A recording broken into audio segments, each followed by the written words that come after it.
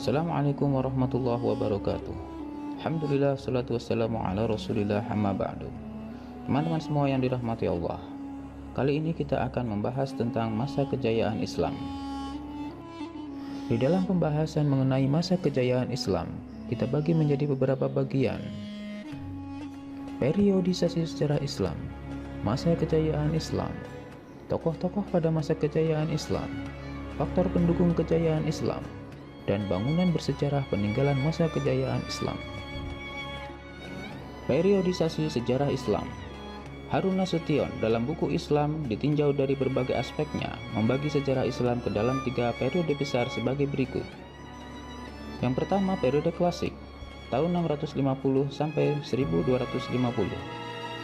Periode klasik merupakan periode kejayaan Islam yang dibagi ke dalam 2 fase, yaitu fase ekspansi integrasi, yaitu antara tahun 650 sampai tahun 1000, dan yang kedua fase disintegrasi antara tahun 1000 sampai 1250. Yang kedua periode pertengahan, yaitu antara tahun 1250 sampai 1800. Periode pertengahan merupakan periode kemunduran Islam yang dibagi ke dalam 2 fase, yaitu fase kemunduran tahun 1250 sampai 1500 Masehi dan fase munculnya ketiga kerajaan besar 1500 sampai 1800. Yang ketiga, periode modern, yaitu tahun 1800 dan seterusnya. Periode modern merupakan periode kebangkitan umat Islam yang ditandai dengan munculnya para pembaharu Islam. Masa kejayaan Islam. Masa kejayaan Islam terjadi pada sekitar tahun 650 sampai 1250. Periode ini disebut periode klasik. Pada kurun waktu itu, terdapat 2 kerajaan besar, yaitu Kerajaan Umayyah atau yang sering disebut dengan Daulah Bani Umayyah, dan Kerajaan Abbasiyah yang sering disebut Daulah Bani Abbasiyah. Pada masa pemerintahan Daulah Bani Umayyah, kejayaan Islam ditandai dengan meluasnya wilayah kekuasaan Islam dan berdirinya bangunan-bangunan sebagai pusat dakwah Islam. Ibu kota Daulah Bani Umayyah. Daulah Bani Umayyah periode pertama beribu kota di Damaskus, Syria. Sedangkan pemerintahan Daulah Bani Umayyah periode kedua berada di Cordoba, Spanyol.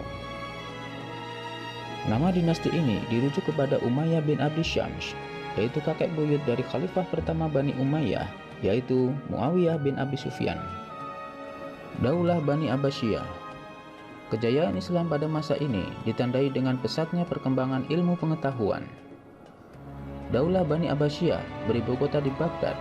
Bani Abbasiyah dirujuk pada keturunan dari paman Nabi Muhammad yang termuda, yaitu Abbas bin Abdul Muthalib, dan khalifah pertamanya yang memimpin dinasti Bani Abbasiyah ini adalah Abu Abbas al-Saffah.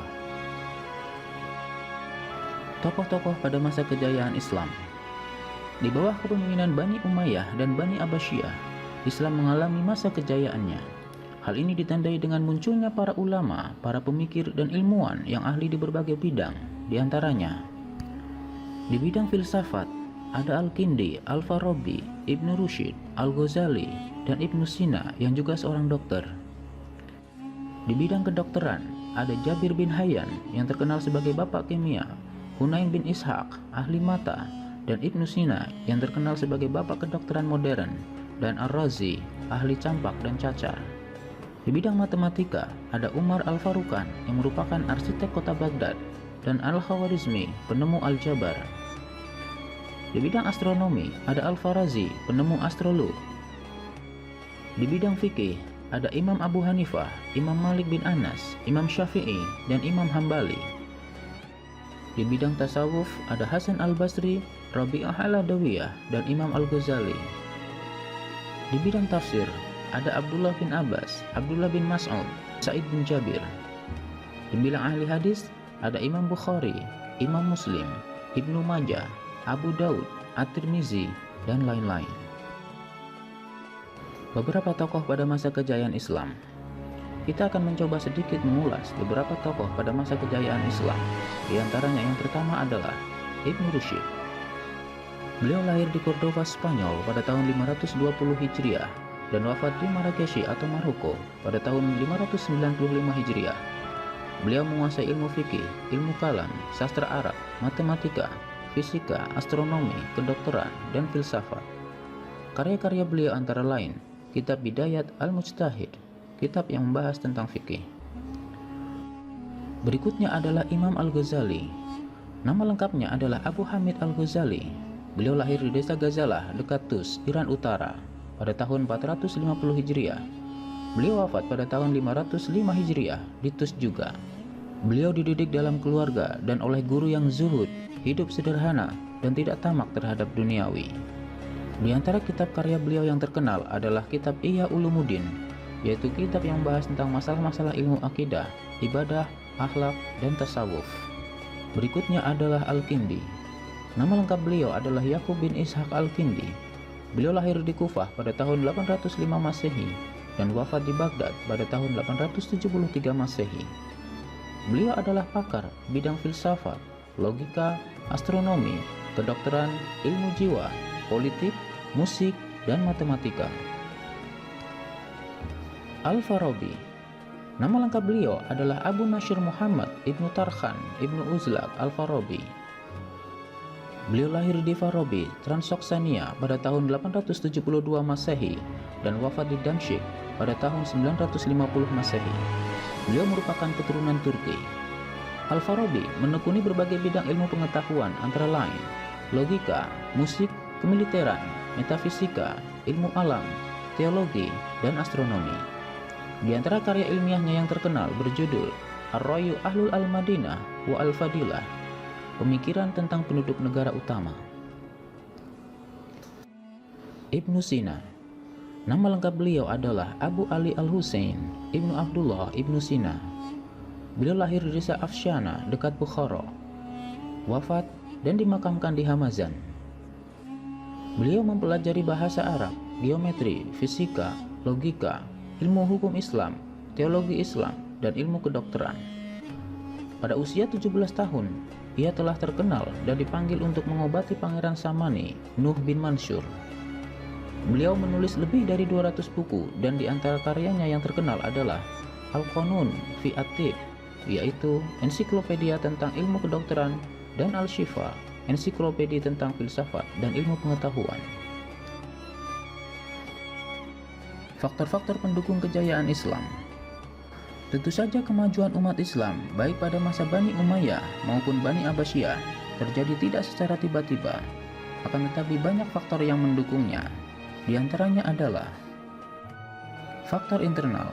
Faktor internal yang mempengaruhi kemajuan Islam pada saat itu diantaranya adalah: yang pertama, konsistensi dan istiqomahnya umat Islam kepada ajaran Islam. Yang kedua, ajaran Islam yang mendorong umatnya untuk maju. Yang ketiga, Islam sebagai rahmat bagi seluruh alam. Yang keempat, Islam sebagai agama dakwah sekaligus yang mengajarkan keseimbangan dalam menggapai kehidupan duniawi dan ukhrawi. Faktor eksternal. Faktor eksternal antara lain sebagai berikut. 1. Terjadinya asimilasi antara bangsa Arab dan bangsa-bangsa lain yang lebih dahulu mengalami perkembangan dalam ilmu pengetahuan. Yang kedua adalah gerakan penerjemahan kitab. Pada masa periode klasik, usaha penerjemahan kitab-kitab asing dilakukan dengan giat sekali. Pengaruh gerakan terjemahan terlihat dalam perkembangan ilmu pengetahuan umum, terutama di bidang astronomi, kedokteran, filsafat, kimia, dan sejarah. Selain faktor tersebut di atas, kejayaan Islam ini disebabkan pula oleh adanya gerakan ilmiah dan etos keilmuan dari para ulama yang ada pada periode klasik tersebut.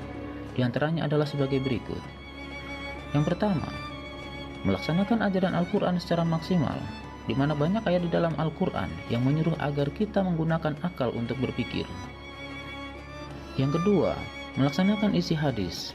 Banyak hadis yang menyuruh kita untuk terus-menerus menuntut ilmu. Bukan hanya ilmu agama yang dicari, tetapi ilmu-ilmu lain yang berhubungan dengan kehidupan manusia di dunia ini. Ketiga, mengembangkan ilmu agama dengan ijtihad dan ilmu pengetahuan.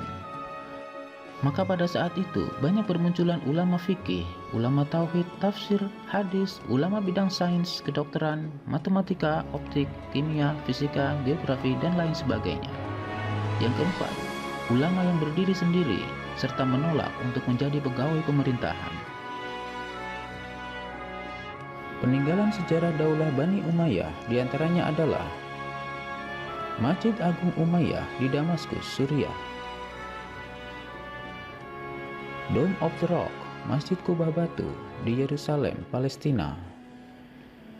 Istana Alhambra di Granada, Spanyol. Peninggalan sejarah Daulah Bani Abbasiyah, bekas Istana Daulah Abbasiyah di Baghdad. Al-Mustansiriyah, universitas tertua peninggalan dinasti Abbasiyah di Irak, dan Masjid Samara yang terletak di Samara, Irak. Demikianlah pembahasan mengenai masa kejayaan Islam. Selamat belajar, semoga bermanfaat. Assalamualaikum warahmatullahi wabarakatuh.